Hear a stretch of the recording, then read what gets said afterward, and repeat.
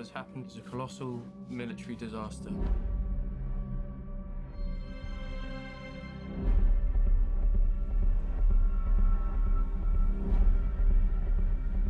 We shall go on to the end. We shall never surrender. One of the pleasures of doing this job is every once in a while you get to meet somebody new with talent, and it's amazing. Talk, if you will, about the value of working with people that have been in the business a long time. Do you sort of study what they do?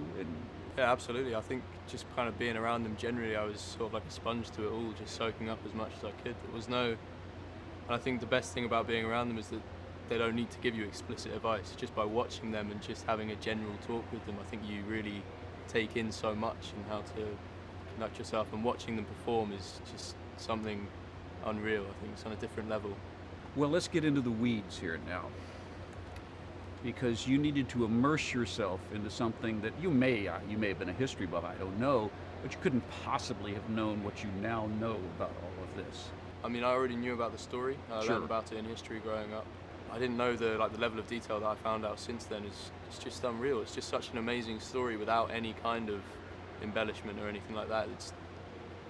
It's kind of amazing that no one's really tried to tackle it already, apart from the 1950s film of it. It's easy to think about the heroics involved, but these people on that beach weren't feeling very heroic, were they? Just the opposite. My guess is, like with your character, they probably felt, not that they were, but felt like cowards. Yeah, and I think that's what kind of stands this film. I think it's what makes it different from a lot of war films, that this is not an all guns blazing kind of heroic story. It's about people retreating and trying to get home, which is not something that's often talked about when it comes to films about war. It's something people shy away from. Seems to be an important thing here. Everybody there was, that one word had to have been going through their minds constantly. Yeah. Home. Yeah. Let me get home. But home wasn't just like a house somewhere. It was other things that happened as they saw like boats coming in.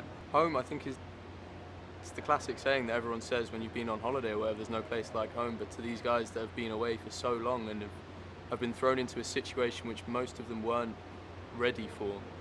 This is not a thing that's hard to realise, is that these were not highly trained Marines. These were kids who had joined up to go to fight because they thought it was going to be an adventure, and that they were told that it was like, they'd travel the world and all the rest of it, and they were escaping from things at home, maybe, poverty and all the rest of it. And so I think that the idea of home then, after going through all of that, and it's just the only thing they were wanting for, One last thing. Yeah.